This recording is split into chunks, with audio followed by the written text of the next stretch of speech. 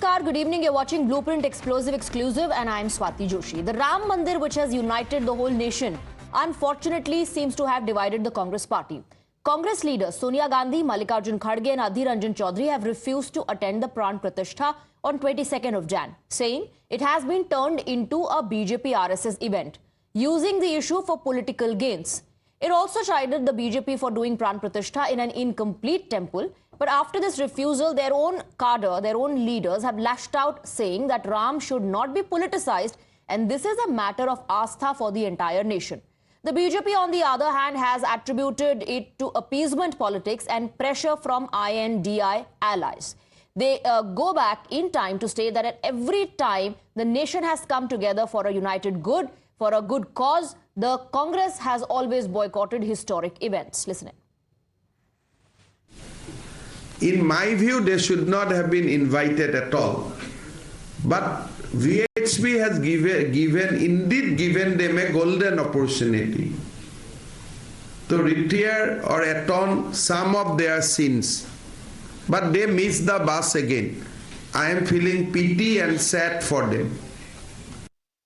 कांग्रेस आप लोगों पे आरोप लगाती रही कि आप राम के नाम पे राजनीति करते हैं, तो क्या आप कहना चाहते हैं कांग्रेस अब राम मंदिर बन रहा है उस पर भी राजनीति कर रही है, वहां जाने तक के लिए तैयार नहीं है? भारतीय जनता पार्टी के लिए भगवान राम कभी राजनीति के विषय नहीं रहे, आस्था और श्रद्धा का विषय है, भक्ति का विषय है। राजनीति के लिए हमारे पास बाकी मुद्दे हैं, लेकिन उसी आस्था के साथ तो खिलवाड़ कांग्रेस कर रही है। हमें तो गर्व है कि अयोध्या में भगवान श्री राम की जन्मभूमि पर दिव्य और भव्य मंदिर बने, इसके लिए हमने आंदोलन किया, लेकिन राजनीति के विषय कभी नहीं हो सकते। भगवान सोमनाथ मंदिर की प्राण प्रतिष्ठा हो रही थी तो जवाहरलाल नेहरू जी ने 24 अप्रैल 1951 को जाम साहब दिग्विजय सिंह, जो कि उस समय सौराष्ट्र के प्रमुख थे, यानी like technically the chief minister, और उन्होंने जब इनवाइट किया तो नेहरू जी ने क्या लिखा था मैं बताना चाहता हूं, इसलिए कि कांग्रेस उसी परंपरा में चली आ रही है।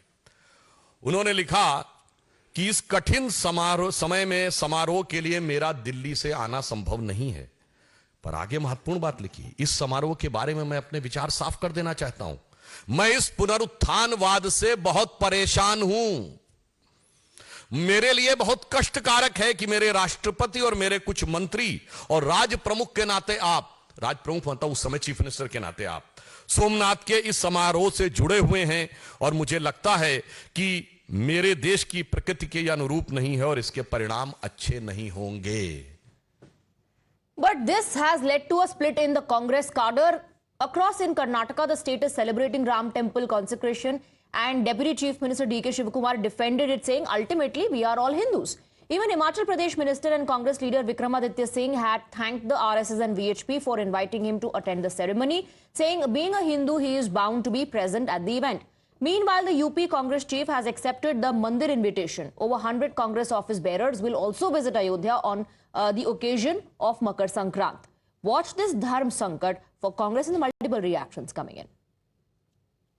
कांग्रेस पार्टी के वरिष्ठ नेता शामिल नहीं होंगे? देखिए, ऐसा है कि हम लोगों ने 15 तारीख का तय किया है, मकर संक्रांति का दिन है, उस दिन हम सब लोग, कांग्रेस पार्टी हमारी, हम सब लोग उस दिन जाएंगे, सरजू जी में स्नान करेंगे मकर संक्रांति को, रामलला का दर्शन और हनुमानगढ़ी का दर्शन करेंगे। मैंने पहले कहा ये कोई राजनीतिक मसला नहीं है, और मैं समझता हूं कि मैं सौभाग्यशाली हूं कि हिमाचल में कुछ ही लोगों को जो है वो 22 तारीख का प्राण प्रतिष्ठा का निमंत्रण मिला है, और मुझे धन्यवाद करना है राष्ट्रीय स्वयंसेवक संघ का, विश्व हिंदू परिषद का, कि इन्होंने मुझे और मेरे परिवार को ये सम्मान दिया है। और 22 तारीख को जिस दिन माननीय प्रधानमंत्री जी अयोध्या में होंगे, उस दिन का निमंत्रण हमें दिया गया है, और उस दिन निश्चित तौर से, क्योंकि ये जीवन में एक ही बारी ऐसा मौका मिलता है कि इस इतिहास का हम गवाह बन सके, तो एक सनातनी होने के नाते, एक हिंदू होने के नाते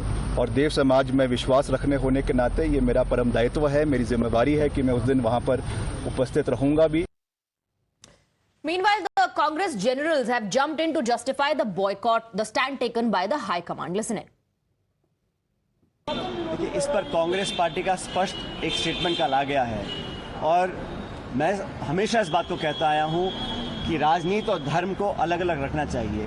ये बात भी सही है कि धर्म के आड़ में अगर राजनीति हो रही है उसको कोई स्वीकार नहीं करेगा। हम चर्चा करना चाहते हैं मुद्दों पर, जनता के मुद्दों के ऊपर, विकास के, आर्थिक उद्योग के, निवेश के, शिक्षा, चिकित्सा, उद्योग, रोजगार, इस पर चर्चा करने को भाजपा तैयार नहीं है। भावनात्मक मुद्दों की आड़ में राजनीतिक वोट लेना ये भाजपा की परंपरा रही है।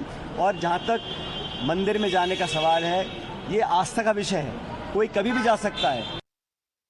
बेकार बात करते हैं। राम मंदिर बन रहा है हमारे लोगों के चंदे से, हम लोगों ने सबने चंदा दिया है और हमारी ये घोर आपत्ति है कि अपमानित किया जा रहा है हमारे शंकराचार्य जी को, हमारे रामनंदी संप्रदाय को अपमानित किया जा रहा है। विश्व हिंदू परिषद ने कौन सा ठेका ले लिया धर्म का? उनका क्या अधिकार है इस राम मंदिर पर? ये हम लोगों का पैसा है, हम लोगों का चंदा है। Well, even Congress's own allies have distanced themselves from the boycott of Pran Pratishtha.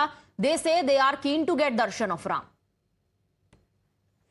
क्यों कांग्रेस पार्टी की अपनी बात है, लेकिन हम सब लोग जल्दी ही अयोध्या में जाकर आएंगे। हमें किसी इन्विटेशन की ज़रूरत नहीं है।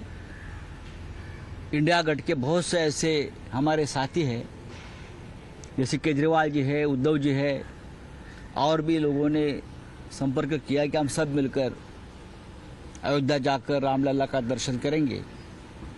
और मुझे लगता है रामलला ये कोई भारतीय जनता पार्टी की निजी प्रॉपर्टी नहीं है, पूरे देश, राष्ट्र और विश्व की प्रॉपर्टी है।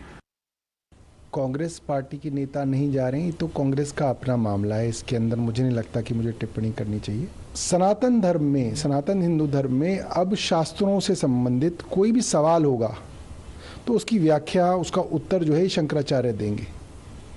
और ये चारों शंकराचार्य ये कह रहे हैं कि मंदिर पूरा नहीं हुआ, मंदिर इनकम्प्लीट है, ऐसे में उसकी प्राण प्रतिष्ठा वैदिक विचारधारा के हिसाब से, सनातन धर्म के हिसाब से वो कह रहे हैं कि ठीक नहीं है। तो मुझे लगता है कि उनकी बात का आदर हिंदू धर्म में होना चाहिए, क्योंकि वो सबसे बड़े हैं हिंदू धर्म में। All right, let's open this up and go across to our guests. We're joined by Charu Pragya, spokesperson of the Bharatiya Janata Party. We have author Anurag Naidu with us on the broadcast. Congress leader Vinod Singh joins us along with political analyst Vivek Srivastava. Good evening to all of you. Vinod Singh ji, सबसे पहले मैं आपके पास आना चाहूंगी।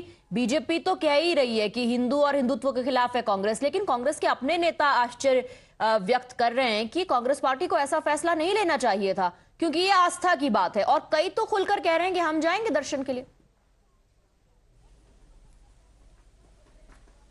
देखिए स्वाति जी, यही खूबी है भारतीय जनता पार्टी के इस समारोह से, जो शास्त्र सम्मत नहीं है, जो शास्त्रीय मान्यताओं के अनुरूप नहीं है, तो सबसे ज्यादा उस पर प्रमाणिक तौर से टिप्पणी और उसमें क्या खामियां हैं, समय का नहीं ख्याल रखा गया, अधूरी स्थिति में उसको प्राण प्रतिष्ठा के कार्यक्रम की तैयारी की जा रही है।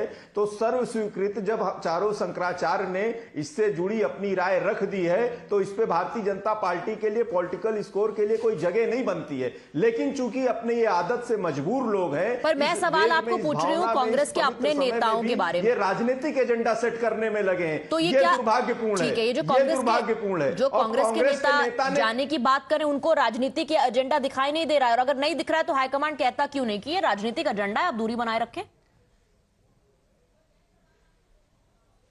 देखिए, किसी कार्यक्रम में हम सब राम भक्त हैं, हृदय से राम भक्त हैं, राम का अनुसरण करने वाले हैं, राम की भक्ति से अपनी जनता की सेवा करने में विश्वास रखते हैं। भारतीय जनता पार्टी की तरह नहीं कि राम राज्य की परिकल्पना में वहां की जनता, वहां की जनार्दन जनता केंद्र में रहती है। भारतीय जनता पार्टी ने जनता के साथ क्या दुर्व्यवहार, क्या आचरण किया है, क्या सौतेलापन किया है, ये किसी से छुपा नहीं है। उस सब खामियों को छुपाने के लिए ये ऐसा मूर्त रूप दे रहे हैं, लेकिन ये होने वाला नहीं। कांग्रेस पार्टी के उन नेताओं ने जो इसका स्वागत किया है, और 15 तारीख को उत्तर प्रदेश के कांग्रेस ने कहा हम जाएंगे, हमारे राष्ट्रीय महासचिव कहीं जा रहे हैं। तो राम मंदिर से, अयोध्या से कोई ये नहीं है। आपको इस भेदक रेखा को समझना पड़ेगा। भारतीय जनता पार्टी की चालाकी जो लेटर पड़ेगा, जो स्टेटमेंट इशू किया गया था उसमें जयराम रमेश द्वारा ये लिखा गया कि लोगों, सुप्रीम कोर्ट के फैसले और लोगों की भावनाओं को ध्यान में रखते हुए ये फैसला लिया जा रहा है। तो हाईकमांड लोगों की भावनाओं को ध्यान में रख रहा है, लेकिन जो दूसरे नेता हैं वो भावना को ध्यान में नहीं रख रहे। क्या चारू प्रज्ञा, allegation, or rather the response coming from the Congress party, or the counter is, and Ramesh Channitala says, Shankaracharya ही नहीं जा रहे हैं, तो why should we go? And we will decide when we want to go.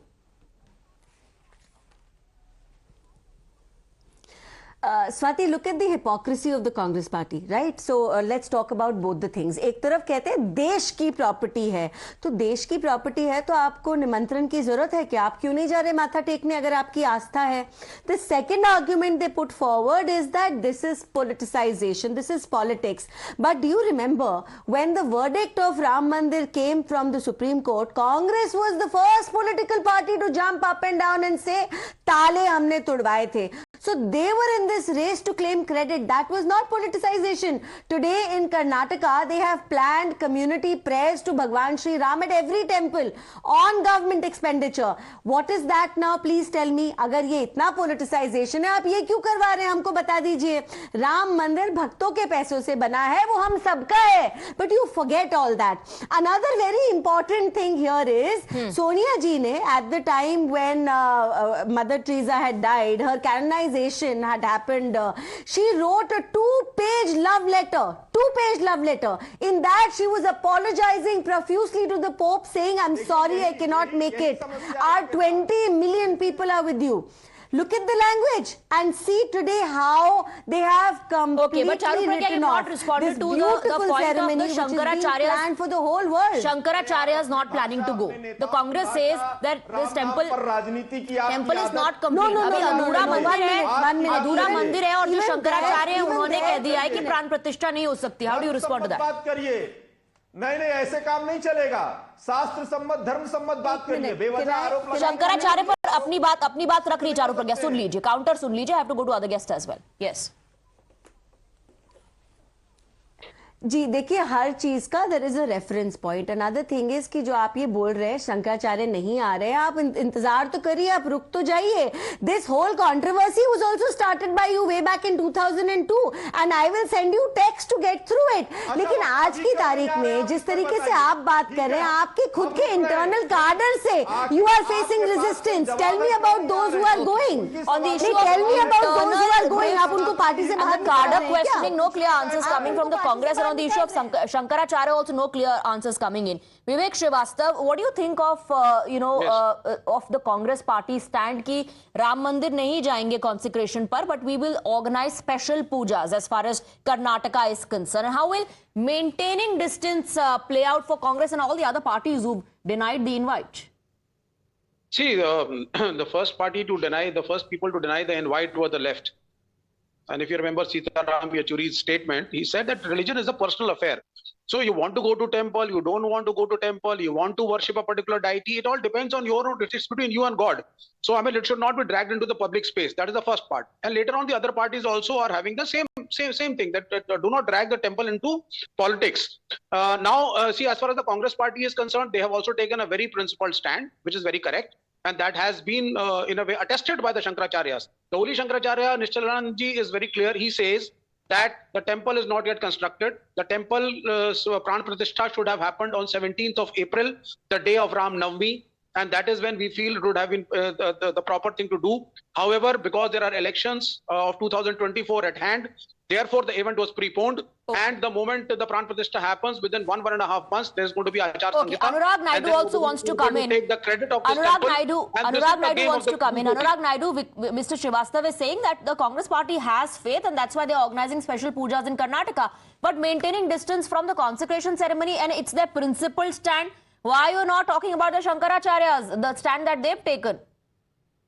Saudi, I will clarify about the Shankaracharya stand. That's the beauty about the Hindu culture. You know, every temple has a deity and every deity has its own unique characteristic. Whether it is Shabarimala, Tirupati, Ram Mandir, even Ram Mandir of Ayodhya will have a different characteristic from a Ram Mandir in Tamil Nadu or Karnataka or elsewhere, right? All the Shankaracharyas belonging to all the Peetams, they have different belief system when it comes to the practices that they believe in. They have logic behind it. They have Veda Puran, they have Shastras, right? Okay. So few Shankaracharya, not everyone, by and large, it's not a blanket rejection party. You have everyone from the top to north to south of India. All the religious, leaders are visiting. There are few Shankaracharyas like the Puri Jagannath Shankaracharya, as I understand, has opposed because of he's put forward his views. Okay. And also, let's understand, Swati, let's not look it from a point of view of an infrastructure. Congress is telling that Mandir Pura nahi bana. It's not infrastructure. It's not an inauguration of a temple. Right. It's a prana pratishtha. Let's be categorical. It's not a temple inauguration. Okay, you're saying this is not inauguration of the temples, this is Pran Pratishtha. I have some breaking inputs coming in. Anurag, I'll come back to you.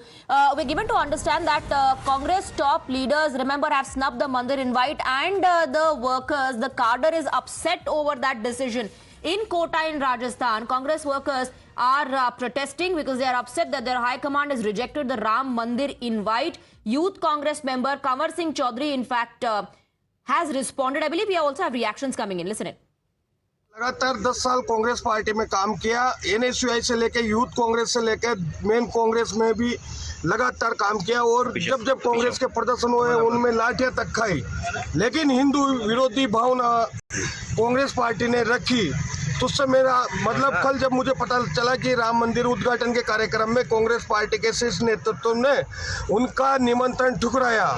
जिस party के हम कार्यकर्ता हैं, हम भी हिंदू हैं, लेकिन निमंत्रण ठुकराना, ये हिंदुओं के साथ बहुत बड़ा खिलवाड़ किया गया है। हमारी भावना आहत हुई है, इस वजह से मेरी भावना आहत हुई है, और हमारे पूर्वज भी यही चाहते थे, हमारे माता पिता से लेकर सारे सनातन प्रेमी यही चाहते थे कि भारत देश हिंदुओं का है और इसमें हिंदू राम मंदिर बनना चाहिए।